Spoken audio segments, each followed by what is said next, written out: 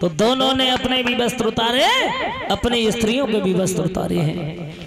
वस्त्र उतारने के बाद में नहाने लगे उस तालाब में। शाम का समय है, लेकिन इधर हुआ क्या, होना क्या था। जैसे ही शाम के समय देवर्षि नारद निकलते हुए जा रहे थे, तो उन स्त्रियों ने जब देखा, भाग करके बाहर निकली, वस्त्र पहन लिए। लेकिन जब नारद आए तो उन दोनों घमंडियों ने क्या किया है, शरीर पर एक भी वस्त्र नहीं है, नग्न खड़े वृक्षों की बात।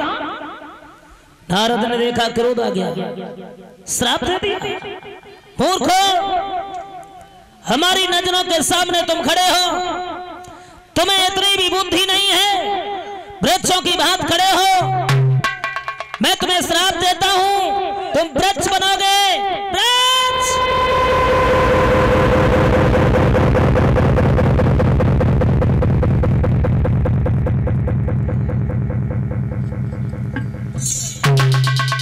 जो श्राप दिया है नारद ने, एकदम से दोनों का नशा हिरण हो गया। सोचने लगे ये क्या हो गया। दोनों ने हाथ जोड़े हैं, कहा है प्रभु हमें माफ कर देना, शराब के नशा में मैंने जो कुछ भी किया उसको मुझे माफ देना, ये श्राप अपना वापस करो। बोले वापस नहीं होगा साहब, लेकिन तुम्हारा उद्धार हो सकता है। एक द्वापर में जब भगवान 16 कलाओं से अवतार धारण करके आएंगे, तो उन्हीं के द्वारा तुम्हारा उद्धार होगा। तो ये वही थे नलकूबर मड़गिरी, तो इनका भगवान ने उद्धार किया। अब जब देखा है बाबा नंद ने कि जब से हमारे कन्हैया इस गोकुल में आए हैं, तब से कोई न कोई उपद्रव होता ही रहता है। कुछ नहीं तो आज ये वृक्ष ही बिना आंधी और बिना हवा के उखड़ के जमीन पर गिर गए। किसी ने नहीं जान पाया कि ये हुआ क्या।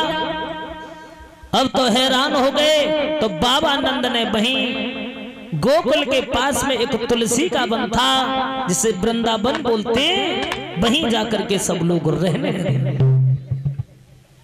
भक्तों खुशी से रहने लगे हैं।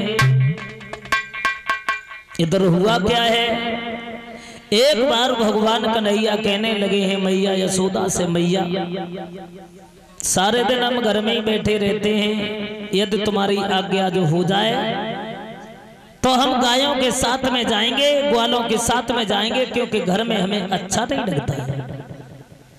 ये बात जब सुनी तो मैया यशोदा ने एक बात कही, जा तो रहे हो लाला, पहली बात तो मना किया, कहीं नहीं जाओ, क्योंकि तुम्हें नहीं पता है यमुना के किनारे हवा रहती है, वहां तुम जाओगे और अभी तुम्हारी अवस्था भी नहीं बाहर निकलने की। जब बाबा ने इतने ग्वाला कर दिए हैं तो तुम नहीं जाओ। लेकिन नहीं माने घनश्याम। और जब भगवान कन्हैया नहीं माने, जिद ठान गए, तो मैया यशोदा ने एक बात कही, श्याम सुंदर तुम जा तो रहे हो।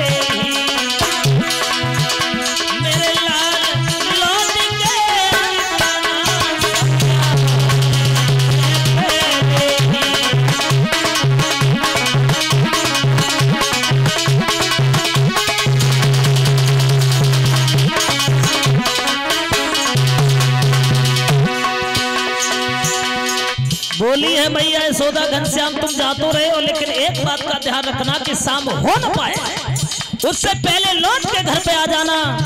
क्यों?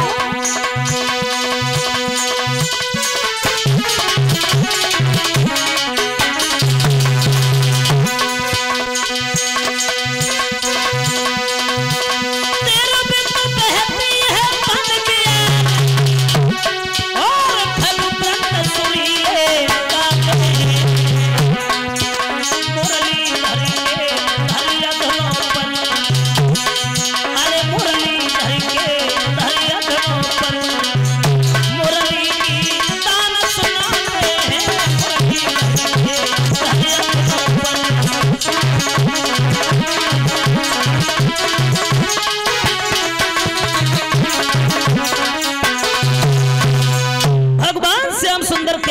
मैया चाहे कुछ भी हो जाए लेकिन हम जाएंगे जरूर, और तुम कह रही हो तो शाम से पहले लौट के घर पे आ जाएंगे।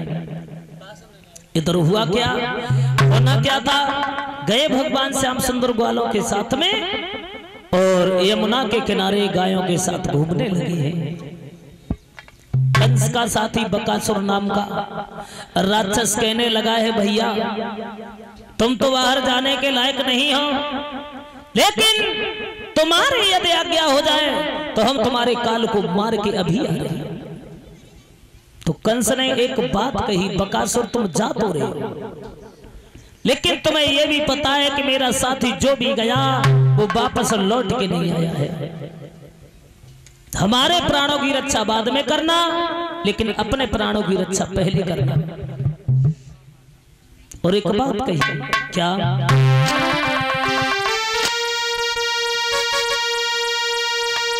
कि बोला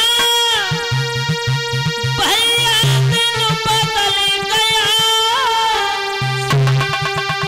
और अब रहा न कोई चारा है, इस जीवन को इन प्राणों को तेरा ही सिर्फ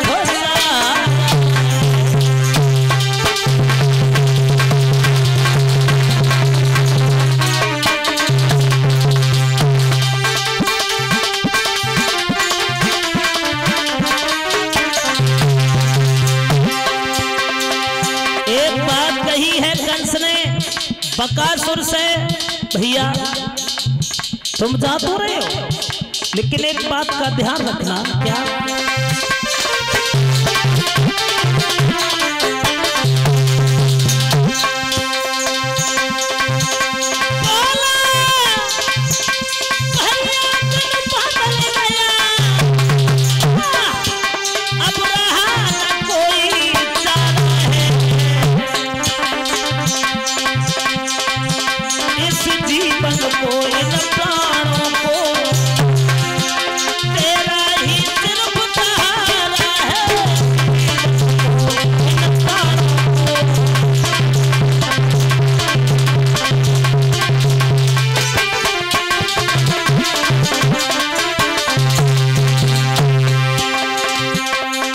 बकासुर नाम का राक्षस चला और जाकर के भगवान जहाँ गायों में घूम रहे हैं वहीं जाकर के गायों के साथ में घूमने लगा, लेकिन नहीं माना, अपना असर दिखा दिया उस राक्षस ने।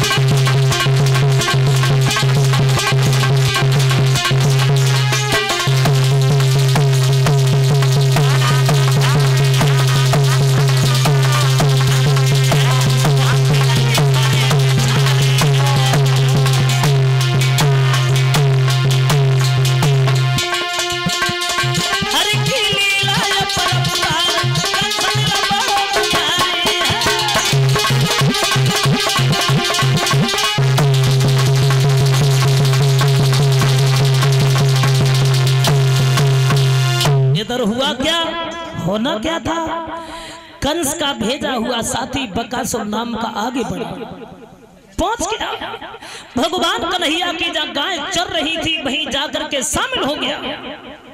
भगवान कन्हैया ने बंसी बजाना प्रारंभ कर दिया, बंसी बजाई लेकिन वो बकासुर नाम का राक्षस जो था जब पहुंचा नहीं उस पर रुका गया तो एकदम से विशाल रूप बनाया उसने, चोंच फाड़ करके भगवान कन्हैया की ओर भागने लगा।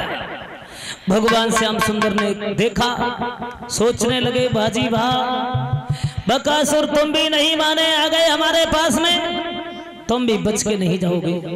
भगवान कन्हैया ने बकासुर को पकड़ लिया और चोंच पकड़ के बीच से फाड़ दिया, खत्म कर दिया। इधर हुआ क्या, इधर भगवान श्याम सुंदर गायों को चराने के बाद में शाम को घर पे आई हैं। इधर देव ऋषि नारद जो थे पहुंचे हैं कंस के पास में और एक बात कही है कंस से, कंस एक बात हमें ये बताओ, दिन प्रतिदिन तुम्हारा चेहरा ये मंद क्यों पड़ता जा रहा है, क्या चिंता है तुम्हें? बात कही नारद ने कंस